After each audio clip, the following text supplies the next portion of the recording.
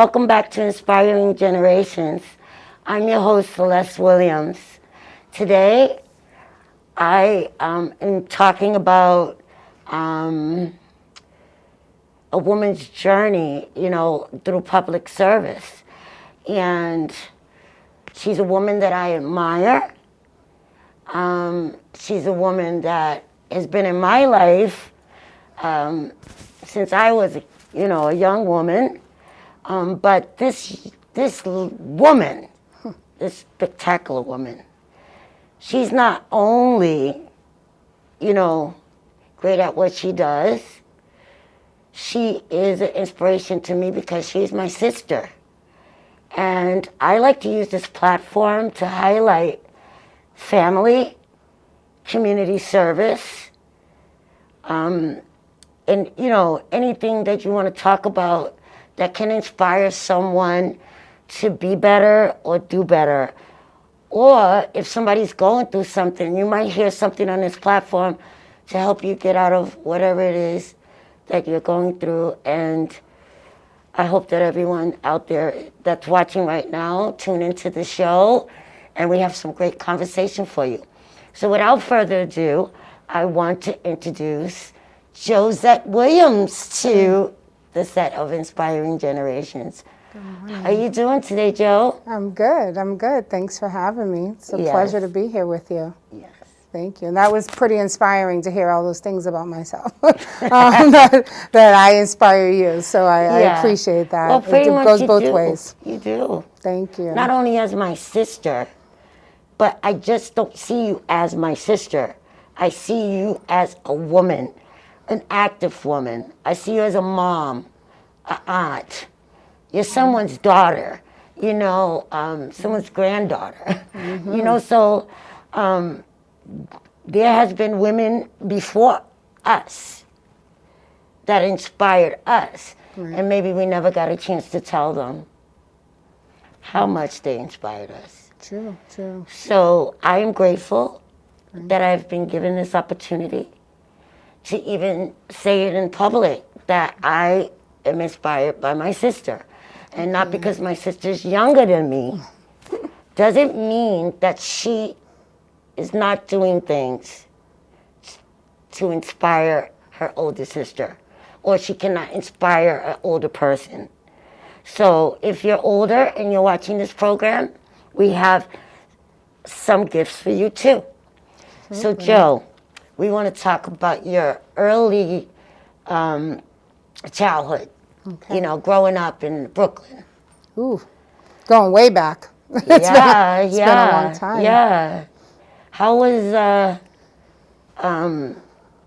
your upbringing?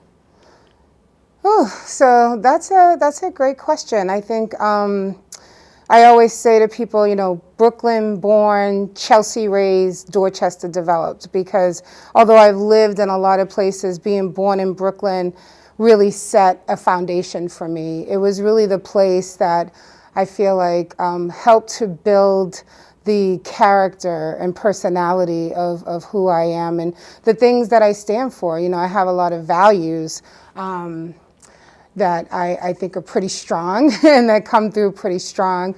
And I feel like those really were built from the early childhood development of growing up in Brooklyn. So I even think about the times where, it's funny when you said it, I thought I inspire you, but I think about those times when you were a cheerleader. It may not seem like a really big deal, but I remember being a young girl looking up to you and thinking, wow, I want to be able to do that. I want to be able to be outside of my body and speak in crowds, right? I want to be able to move like that. I want to be able to, do those cheers in a very synchronized way. And but there were always things I think about Brooklyn that really reminds me of, it builds character. It builds your ability to deal with a lot of different things. So I always say to people that Brooklyn for me speaks about my strengths and it speaks about my struggles. So the irony is it's twofold. I learned a lot. I learned a lot really fast. Yeah. By the time we left Brooklyn, I think I felt like I was pretty mature, and I was only 11. So Wow. it's interesting that I was only 11, but I feel like I'd lived a really big life there. Family, friends, and yeah, again, just who I think I am is really built out of that space.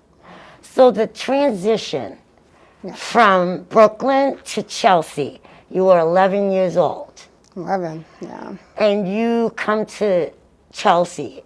How was the community in Chelsea when you moved there? It's interesting. I mean, I think living in Brooklyn, we lived in a space where we were in Crown Heights, and there was, Orthodox Jewish community, there was Latin community. I think coming to Chelsea, the irony is there was a large Jewish community here when we originally moved here. But it was very different. So you had different cultures like Polish and Irish and other communities, and it was predominantly white at the time. Definitely trickles of families of color, but it was coming into a space where everything felt very, very different. Brooklyn's fast-paced city, movement, lots of things going on. Yes. Chelsea was much more of the sort of slow town community. I swear I went to elementary school. It's where I could walk to the park and play softball. I was a pretty avid sports player. It just felt more calmer, slow pace, and it's where I think I got to learn more about who I was and how I engaged in the world around me. And isn't that so important? To come into a community and right away notice some of the similarities of what you left. But it's not quite as fast as what you left. It's a little bit slower pace, calm down a little. And this segment is not about me. So I'm not going to say, when I came. But we already talked about that. But what I want to let our audience know is about the journey once you got here through education. Through the educational system and navigating as a young black girl. Which stereotypes and assumptions in our community is more less to graduate than other communities, especially in that time, the 70s, the 80s, even the early 90s, you found low graduate reflections in communities of color. But what astonished me is that my sister, my brothers came here and flourished through this educational system. And I just want you to tell us a little bit, how was it for you navigating through the educational system? So, I mean, it's interesting. It was so long ago that I went to the Williams School, and I'll never forget that walk over from, Spruce Street underneath the bridge over to Williams School, which was,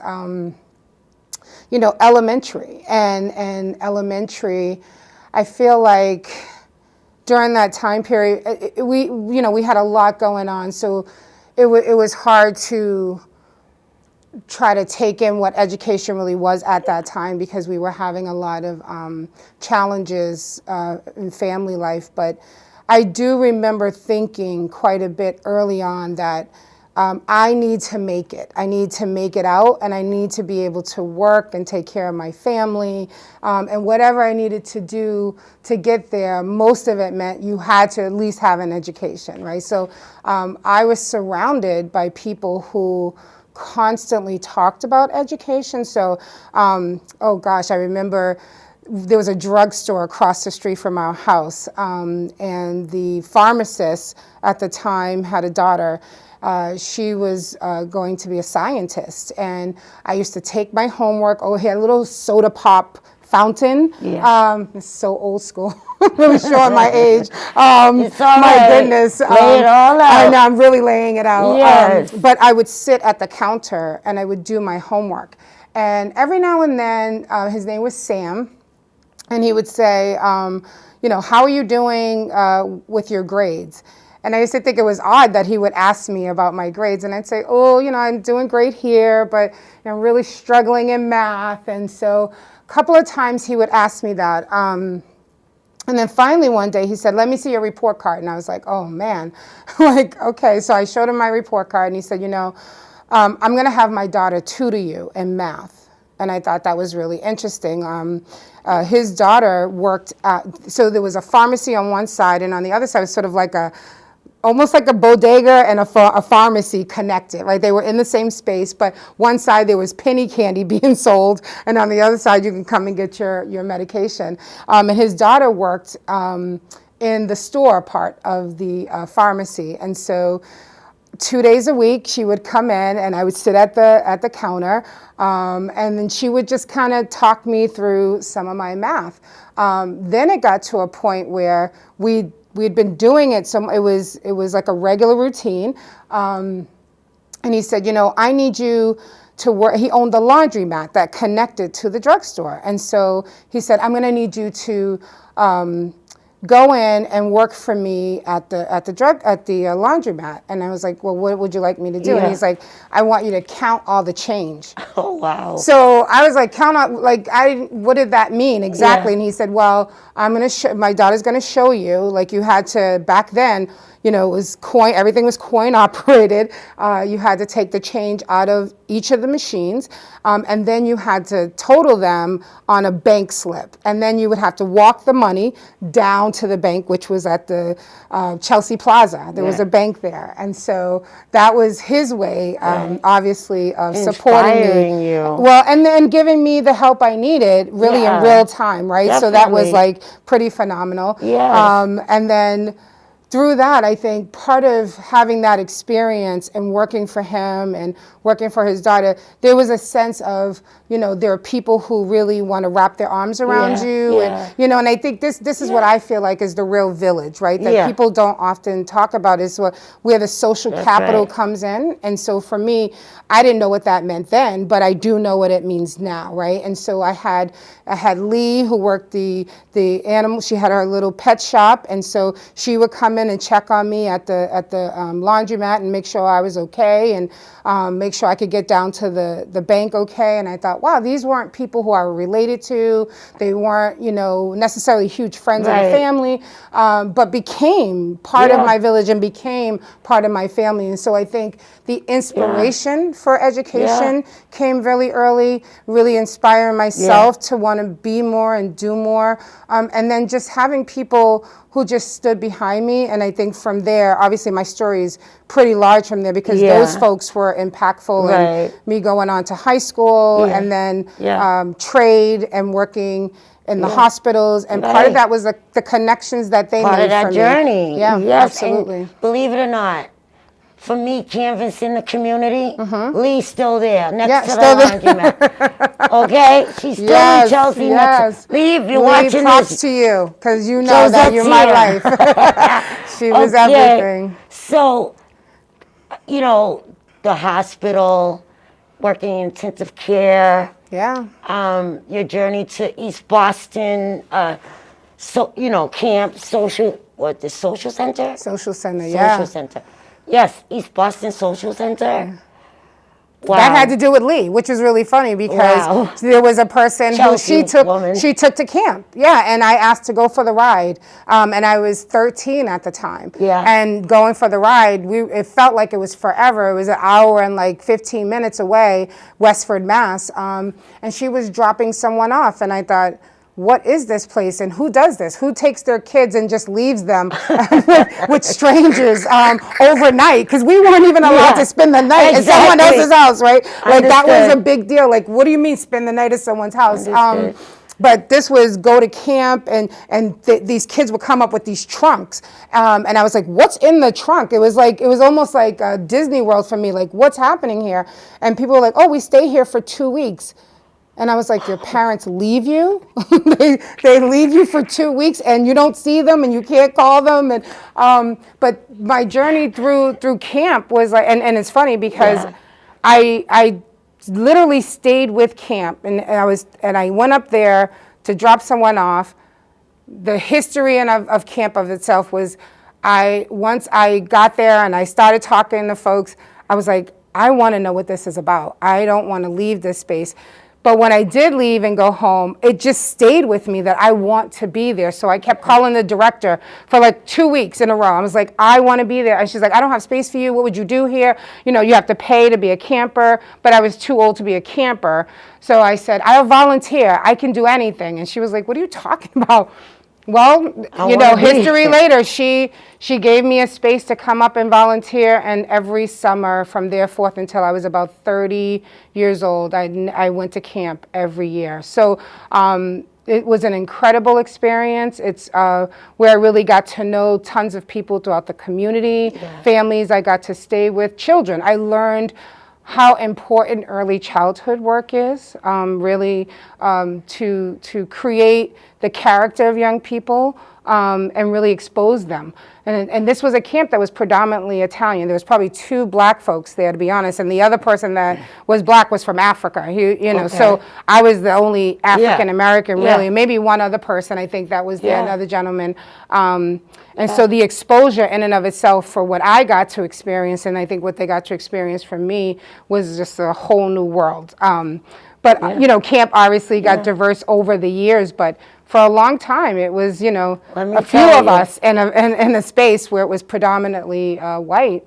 Exactly. Let me tell you, you have a great niece that went over maybe 7 years ago. She was at East Boston Social Center.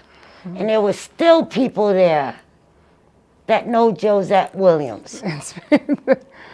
Okay, Yeah, not that her great niece got any special attention. If anything, they were harder on her to succeed because of her Auntie Jo. It's beautiful. But that leads me to ask you the next question I was pondering about. I'm like, yeah, she's my sister, but she's a woman of character. She's a woman of substance. You know, she's a very giving woman. And where did she come up with Countdown the Kindergarten? Oh, that is, I wish I could take credit. I have to be totally honest.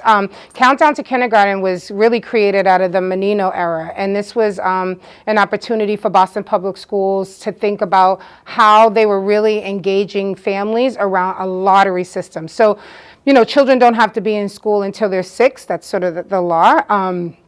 But we know that the brain development happens before 6. So there is a lottery opportunity for families to get their children into school at the age of 3, 4, and 5. Well, unfortunately, there's very few seats for 3-year-olds, a few more, about a few thousand more for 4-year-olds, and then 5-year-olds get something what we call guaranteed seating in Boston Public Schools. But what was happening is that folks at the time was living in zones, and so you had to come in a certain period of time to register. And if you didn't register within that period of time, and it's still like that, there's a lottery system for it, you're not apt to get the seats that you really want. So, you know, those seats fill up pretty quickly, and then maybe, you know, other seats open up, and maybe they're not your ideal seats, they're not your ideal schools, maybe they're not in a location that is feasible for you. So Countdown was really created to make sure there was more equity, particularly for communities that struggled to get in at the lottery on time. Maybe they weren't close to the information. So they worked really hard to boost that number. Yes. And so they did that for many, many years. Part of that work, though, is that they were working with young children and families. And so families wanted more from Countdown. And Countdown created something called play groups. These were traditional in a lot of suburban communities where families get together, have children play, socialize. Countdown took it to another level where we could actually integrate what we call school readiness activities. You have a leader in the classroom, and in that classroom, parent and child is coming in together. So particularly families who are just at home, instead of, isolation, what we want is for you to be able to come in early, have children socialize with each other.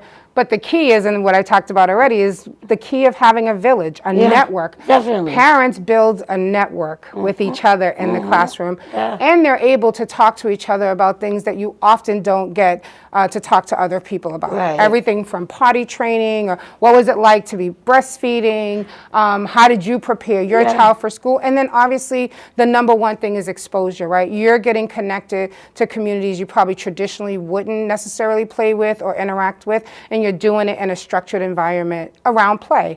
And children only know that they're playing, but obviously the leaders, and like myself, who are leading those classrooms, know that we're teaching, right? There's a curriculum, there's an understanding of the things we know that, we want your developmental milestones to happen. We want to teach families about things from executive functioning skills to cognitive, right?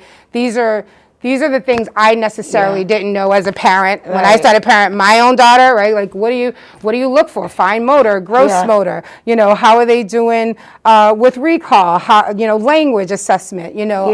All of those types of things. So we integrate that throughout what we call a play experience on a school year, and kids come once a week for 2 hours, and they get this exposure. Then they get to go home and take those activities home. But this is what's really key, is the parents leading. Is helping them understand their role as their child's first teacher. Yes. So that went on for a while, and my job really was the playgroup leader until I then elevated to program manager, and then brought some other views to what I thought Countdown could do to be impactful to families. And so really, I think more in a strategic, broader way of how we can reach families. Things like the flash rhyme mob that happened. I love that. I love it. That one is. Yeah, that one has definitely grown, it's taken off nationally. And it was just an idea to have children come out and sing, right? And perform in a way that they could show their families what they had learned while they were in class with me. But I had a lot of families who didn't necessarily come from America and didn't know those songs, so nursery rhymes weren't necessarily familiar to a lot of the parents. And what I noticed is the kids would learn it, and they'd go home and they'd come back with different words. And I thought, well, how is that happening? Well, parents were interpreting what they thought the words were. So it was really important to have them know the words and put language. We know that's the number one way children, grasp their ability to learn, is how much language they have. And so it was really key for me then to say, ooh, how do I take your culture? How do I take your language? How do I take your songs and incorporate them into the learning process, so then everybody gets to know them, right? This is what it's about. We get outside, we go outside for a half hour. This is now happening across the city. Like thousands of kids come out, and they're all doing this, synchronized singing, but in their communities, in their neighborhoods, so that folks can see them and identify why this is so important. That is awesome, Joe. I love it. But I can't take all the credit for Countdown, but I am definitely a part of it. Right. Thank you. It's a village. It is a village. It is. Like you just village of educators. Now my curiosity is all gone. Okay. Now I know. It's a bigger umbrella. Yes, it is. And they are setting up young children from early age for success. And the success is when these different families come from these different countries, and they get to interact with each other, through song. Through play. Through play. Through learning. And through learning. That's right. And just grow in the community, and you don't have that separation of community values. No, I mean, it's a cultural responsiveness, right? To learn from one another. Not one culture dominates the other. This is about what I can get from you, what you can take from me. And that is truly, what the village is about. It's about how we, cross section, and those intersections are so important. Yes. And really teaching children early, helps families understand that what they don't know, you don't have to come to the table with all the answers, right? You are learning through the lens of your child, you're letting them lead, but you're also learning from other people. And that's the beauty, I think, of the world we hope to all live in, is that unifying thought is that we both have something to give to one another, and we can appreciate those things from the space that you sit in. So, and the bigger thing is having kids ready for school. We don't want a gap. An achievement gaps rather happen a lot, particularly in children of color. And so learning early that there is things that you can start to build before they get to school. Remember I said they don't have to be there until they're 6. Exactly. Often, if you can't afford childcare, you're leaving your kid home with maybe a grandparent or someone else who may or may not have had, a high level of education. And so they're getting exposed to whatever that first teacher has them exposed to. So we're saying take that back, take some ownership of that role. Identify some of the things that you can do, and it's not all book, right? It's like the whole world you live in, and learning from that. So it's pretty exciting to be in that space. I am so excited for you. Thank you. Because that's great work. Yeah. And our sheroes and heroes that are on the front lines or behind the scenes, wherever you are, you're doing great things. If you're doing it for the recognition or to gain power over, other people, that wouldn't be a great route to go. But if you're doing it from your own humbleness of your heart, absolutely, and it's a necessity, it's a need in your community. You see a need, fill a need. It's easier said than done. Sometimes you might have to go through some red tape to get some things done, but you can get it done because Josette Williams is living proof that you can get it done. Thank you. Now, we want to go on to foreign affairs. Uh-oh. What are those? So, I as your sister. Yes.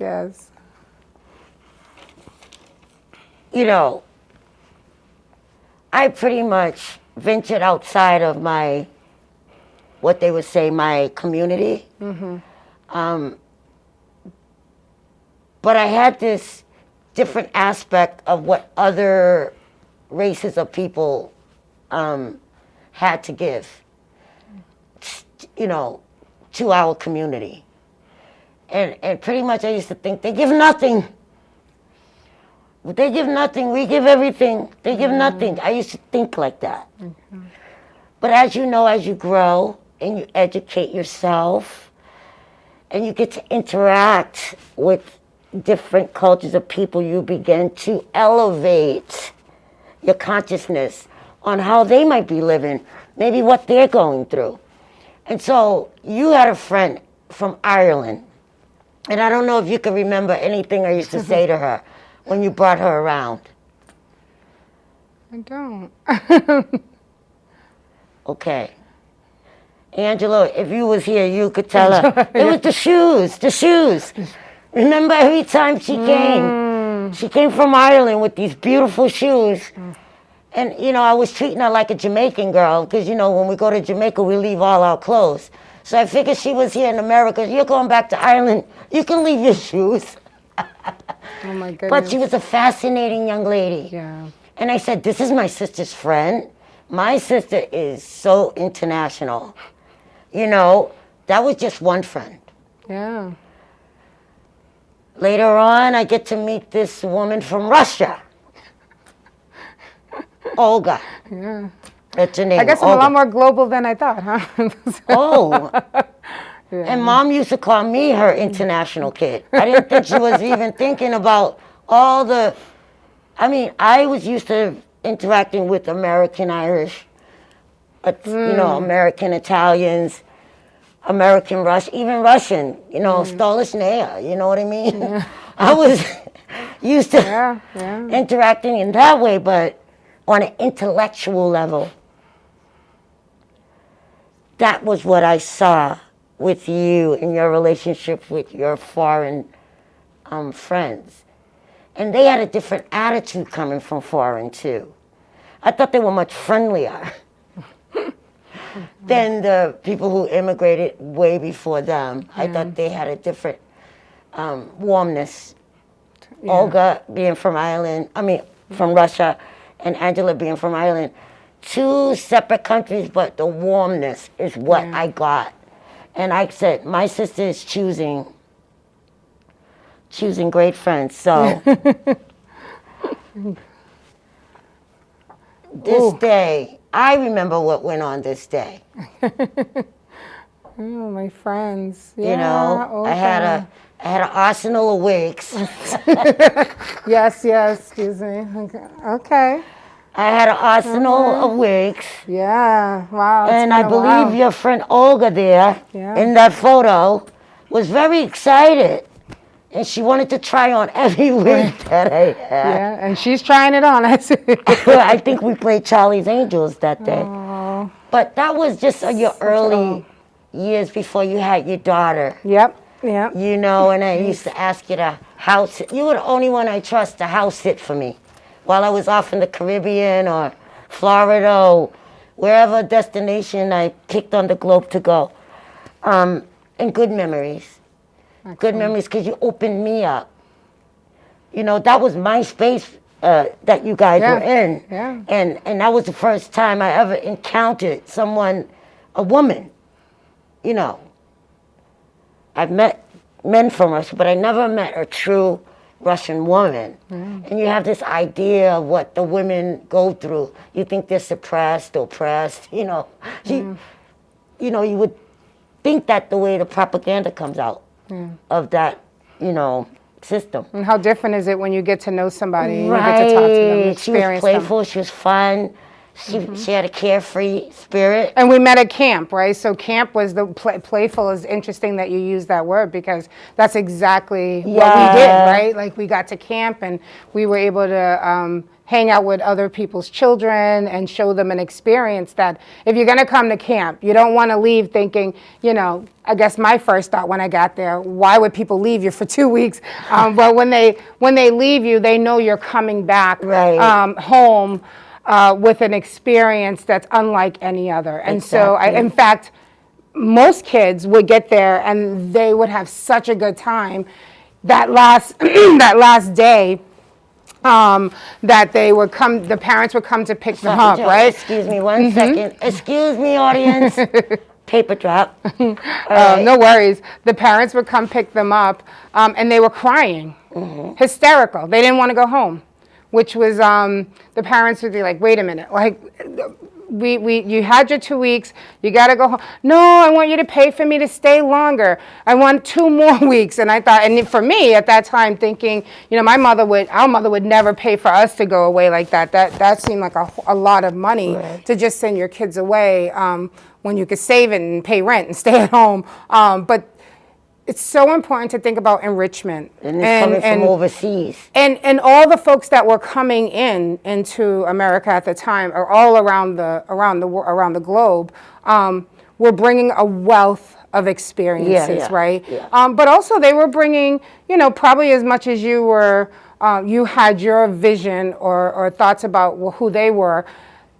They were also coming with some beliefs and understanding of what America was, right? And so America is seen in a lot of different ways to people around the world. And so, but even more so, and I think this is what's important as I hear you speak, is that remember, folks don't always have a lot of knowledge and understanding of how we live here in America as African Americans. And so there's one sort of depicted story about us, right? And that depicted story often is one of slavery, right? And poverty and you know, not necessarily that it's untrue, right? But there's a lot of wealth that happens, knowledge, expertise, excellence, history in this country.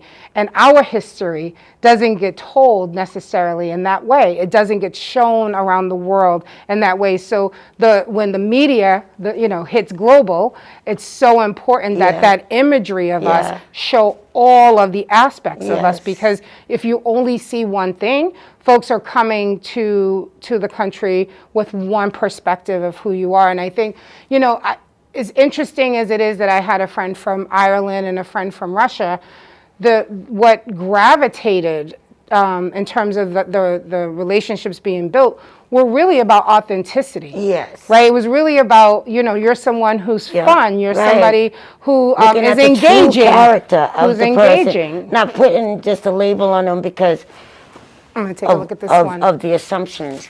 And I get it. And I totally get it. And that's inspiration in itself. Absolutely. For generations to come.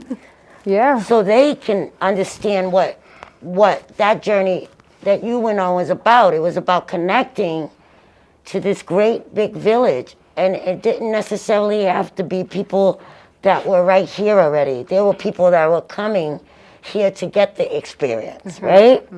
So can you tell us before we close, and speaking to your camera here, Josette's gonna give you some words of inspiration. If you have any aspirations to work in the school system or work with children, she has that experience.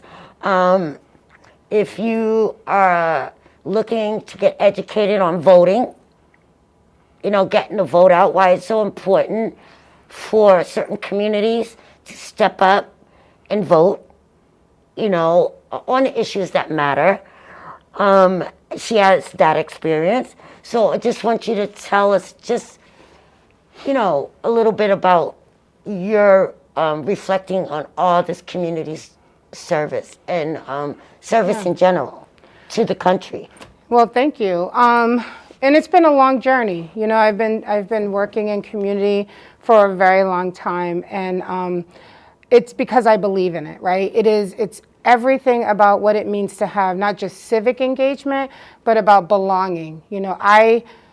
I do love this country, and I do love the communities that I've had the opportunity to live in. But more importantly, I love the relationships that I've been able to gain by living in my communities.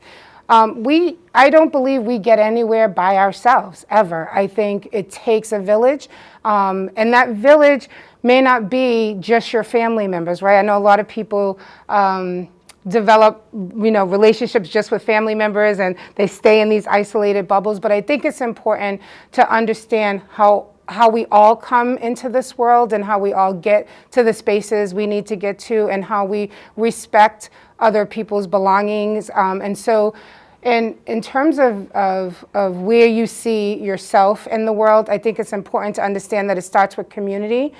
First, actually starts with family first, right? Understanding that piece of who you are and how you come to the world, and then how you contribute that to the world in which you want to live in. And I think that, if we respect each other's views, we respect each other's culture, we learn to understand how people have gotten to the spaces that they're in, we'll have a broader understanding of what unity really can look like, right? Yes. Rather than sort of this, protecting one's own space, but that it's our space. And if you truly believe it's our space, you work hard to make everyone feel inclusive, because all can't mean all in a world if you're just sort of isolating yourself and just protecting your own. So it really means that we all get out here and we do our part, and whether that be in education, whether you become an attorney, it doesn't matter. I mean, I think all things are important, and how you bring it to the world around you, how you ensure that other people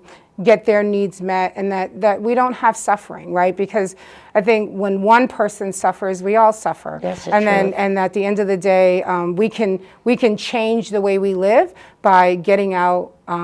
And as you said, voting is one tool to inform those who you say represent you, to lead in the way that you want to be led as a community. So if I had to leave you any words of wisdom, I'd say, one, be yourself, allow yourself to grow and develop and expand. I think secondly, make sure that the people around you, and sometimes that's just right on your block, right? It doesn't have to be the whole world, just right where you live.